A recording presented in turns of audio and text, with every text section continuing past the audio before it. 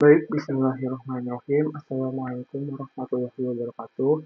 Nama saya Rahadian Bagasiwantoro dengan NIM akhiran 154, kelompok 8, praktikum statistika 2.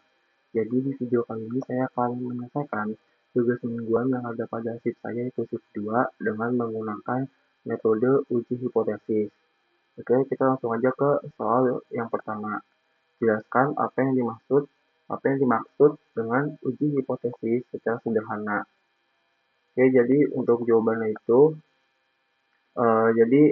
berdasarkan jurnal saya yang kutip dari Rahayu WR dan Sumargo B tahun 2021, jadi uji hipotesis itu adalah eh, sebuah prosedur penarikan kesimpulan secara ilmiah yang dilakukan secara bertahap sehingga dapat dipertanggungjawabkan.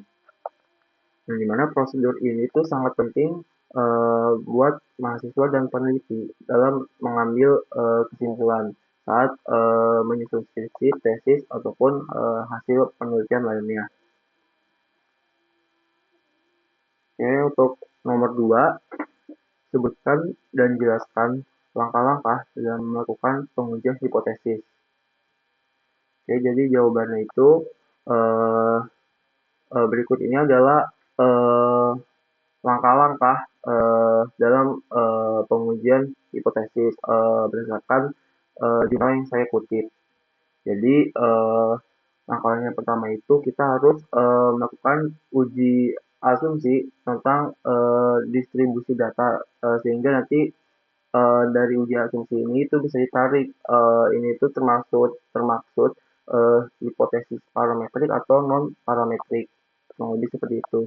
Lalu selanjutnya setelah melakukan uji asumsi kita tentuin terlebih dahulu eh, prosedur dari uji hipotesis yang sesuai.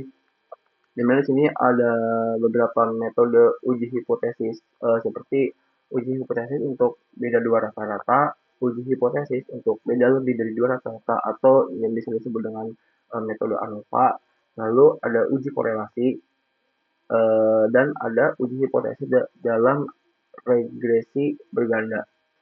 Terus selanjutnya setelah kita udah nentuin prosedur uji hipotesis apa yang akan dipakai, eh, kita kita akan melakukan pengujian menggunakan software. Mungkin contohnya kalau kalau di praktikum saya itu kayak pakai software RStudio ataupun software-software lainnya. Terus setelah udah melakukan pengujian, kita harus menginterpretasikan hasil yang keluar dari software. Jadi hasil-hasil yang udah di running di software itu eh, harus diinterpretasikan. Lalu yang terakhir setelah sudah diinterpretasikan, barulah kita bisa menarik kesimpulannya secara ilmiah. Jadi kurang lebih seperti itu langkah-langkahnya. Oke, untuk nomor 3 di sini jelaskan perbedaan antara left tail test, right tail test, dan two tail test. Oke, jadi left tail test atau uji status kiri itu digunakan ketika hipotesis alternatif menyatakan bahwa nilai populasi lebih kecil dari nilai yang dihipotesiskan. Atau di sini simbolnya itu mu lebih kecil dari mu nol. Sedangkan right tail test atau uji statistik kanan itu digunakan ketika hipotesis alternatif menyatakan bahwa nilai populasi lebih besar dari nilai yang dihipotesiskan atau kalau dalam matematikanya itu mu lebih besar dari mu nol. Nah, sementara itu self test atau uji dosis itu digunakan ketika hipotesis alternatif menyatakan bahwa nilai populasi tidak sama dengan nilai yang dihipotesiskan atau kalau di dalam matematiknya itu berarti mu eh, tidak sama dengan mu nol tanpa memperhatikan arah perbedaannya. Two-tailed test juga itu digunakan kalau nilai tesnya itu kurang lebih sebesar 2,228 pada tingkat signifikansi 0,05 untuk menguji apakah terdapat perbedaan yang signifikan. Jadi kesimpulannya itu perbedaan antara ketiganya ini tuh terletak pada si arah hipotesis alternatifnya. Di mana kalau one tail test itu dia one tail test itu seperti tadi seperti left tail test atau right tail test itu buat menguji ke arah yang lebih spesifik. Maksudnya apakah dia lebih besar atau lebih kecil. Sedangkan two tail test itu dipakai ketika ingin menguji perbedaannya ke dalam dua arah sekaligus. Kurang lebih seperti itu. Oke, nomor 4.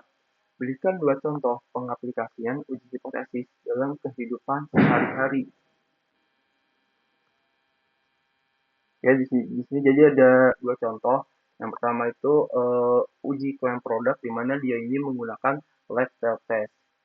Jadi di sini kayak contohnya kayak sebuah perusahaan minuman kemasan itu ngeklaim bahwa produk mereka itu mengandung rata-rata gula yang tidak lebih dari 5 gram per sajian. Nah, di sini seorang konsumen yang melakukan klaim tersebut akan melakukan pengujian laboratorium terhadap sebuah produk. Di sini dia menggunakan uji tes atau sensitivity atau left tail test dengan hipotesisnya itu nol, yang menyatakan bahwa rata-rata gulanya itu lebih dari 5 gram. Sedangkan buat hipotesis alternatifnya itu menyatakan bahwa rata-rata gula itu ternyata di bawah 5 gram. Nah, hasil ujinya itu nunjukin kalau nilai dari P-nya ini itu hasilnya eh, kurang dari 0,05 sehingga hipotesis 0 itu atau H0 itu ditolak dan disimpulkan bahwa rata-rata kandungan gula dari produk tersebut itu memang kurang dari 5 gram yang dimana klaim perusahaan itu terbukti benar. Artinya di sini yang diterima itu adalah si hipotesis alternatifnya atau H1-nya. Oke, untuk yang kedua di sini adalah contohnya tuh uji pengaruh metode belajar baru yang dimana di sini tuh aplikasinya dari right tail test. Jadi di sini case-nya itu seorang guru ingin mengetahui apakah metode belajar interaktif dapat meningkatkan nilai ujian siswa dibandingkan metode konvensional. Ia memberikan metode baru pada satu kelas dan membandingkan rata-rata nilai dengan kelas kontrol menggunakan uji tes atau sisi kanan atau right tail test. Nah, hipotesis nol itu nyatain kalau tidak ada peningkatan nilai, sedangkan si H1-nya itu nyatain kalau dengan metode baru ini eh, nilainya itu nilainya itu lebih tinggi dibandingkan dengan metode konvensional. Hasil uji menunjukkan nilai testat lebih besar dari tes kritis dengan P-nya itu di bawah 0,05 sehingga H0 itu ditolak atau hipotesis nolnya dan dapat disimpulkan bahwa metode belajar interaktif ini tuh efektif buat meningkatin ujian siswa. Jadi yang diterima itu dari hipotesis ini tuh yang alternatif, yang bilang kalau nilai dengan metode yang belajar interaktif ini tuh nilai siswa tuh malah meningkat. Oke, kurang lebih seperti itu tuh jawaban nomor 4. Oke, soal terakhir nomor 5. Di sini sebuah pabrik susu bubuk ini mengetahui kadar protein produk ya mengalami penurunan dibandingkan standar sebelumnya. Standar kadar protein adalah 18 gram per 100 gram dari satu produk itu. Nah, dari pengujian terhadap 49 sampel diperoleh rata-rata kadar protein sebesar 16,8 gram dengan standar deviasinya itu sebesar 2,8 gram. Dengan tingkat signifikasi 1%, lakukan pengujian hipotesis. Oke, jadi di sini kita dari soal ini kita akan melakukan pengujian hipotesis menggunakan yang satu sisi yang satu arah itu dengan di sini kita pakai yang left tail. Oke, untuk soal nomor 5 ini kita akan menyelesaikannya di software RStudio. Oke, teman-teman, jadi sini sudah ada di software RStudio-nya. Oke, jadi langkah yang pertama itu kita menentukan dulu hipotesisnya. Kita tentuin dulu hipotesis 0 sama hipotesis awalnya. Nah, dari soal tadi itu untuk si hipotesis 0 itu didapat di sini nilai mu-nya itu sebesar 18 gram atau di sini itu berarti rata-rata kadar protein produk susu bubuk itu tidak mengalami penurunan dari standar yaitu tetap 18 gram. Lalu untuk hipotesis awal itu di sini tuh mu-nya itu kurang dari 18 gram atau maksudnya tuh rata-rata kadar protein satu bubuk itu ternyata mengalami penurunan yaitu kurang dari 18 gram. Oke, setelah kita udah nentuin hipotesisnya, di sini kita input nih data-data yang diketahui dari soal. Oke, tadi kan di sini 18 gram dari 100 gram produk. Berarti di sini M-nya itu 18. Lalu untuk eh, nah kan di sini ada rata-rata kadar protein sebesar 16,8 gram. Nah, berarti itu X bar-nya. Jadi X bar itu 16,8. Terus tadi jumlah sampel itu 49. Nah, berarti N-nya ada 49. Lalu ada standar deviasi sebesar 2,8 gram. Artinya di sini untuk sigmanya itu berarti 2,8. Oke, ini langsung aja kita blok dulu. Kita run dulu. Oke, dan sudah terinput. Nah, selanjutnya di sini kita kan cari dulu nih nilai statistik dari uji Z-nya, di mana rumusnya itu adalah Z sama dengan X bar dikurangin N dibagi si, eh, dibagi dengan sigma dibagi akar dari N. Lalu kita gunakan coding print Z agar kita bisa tahu hasilnya. Oke, langsung aja sekarang. Nah, di sini dapat ya. Di sini tuh untuk nilai statistik ujinya itu min 3. Nah, setelah udah nyari nilai statistik ujinya, kita nyari nilai kritisnya.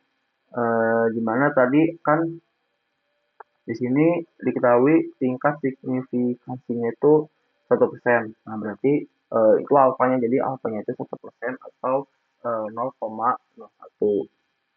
Nah, di situ kita cari Z alfanya, di mana rumusnya itu Q norm, habis itu 1 dikurang alfa. Terus baru kita print Z alfanya dalam bentuk min, karena kan dia itu left tail ya, dia ada di sebelah kiri, jadi dimasukin min. Nah, ya langsung aja sekarang. Nah, maka di sini udah dapat ya nilai statistik uji sama nilai kritisnya, di mana nilai kritisnya itu min 3 dan nilai nilai statistik ujinya itu min 3 dan nilai kritisnya itu hasilnya sekitar min 2,32 sekian. Nah, kalau kita lihat lagi tadi untuk hipotesis awal atau hipotesis nol itu kan si mu-nya itu 18. Sedangkan untuk H1-nya itu mu-nya kurang dari 18. Nah, di sini kita dapat hasilnya. Hasilnya itu tadi min 3 sama min 2,32. Yang artinya di sini H0 ini tertolak. Jadi yang diterima itu adalah hipotesis alternatifnya yang si min ini kurang dari 18. Yang dimana bisa disimpulkan bahwa emang rata-rata kadar protein dari produk susu bubuk ini emang udah hamil penurunan, yang dimana penurunannya ini itu emang kurang dari 18 gram. Kurang lebih seperti itu ya teman-teman. Oke, jadi mungkin cukup sekian aja untuk video dari penyelesaian tugas minggu ini dari saya. Kurang lebihnya mohon maaf. Saya akhiri. Wassalamualaikum warahmatullahi wabarakatuh.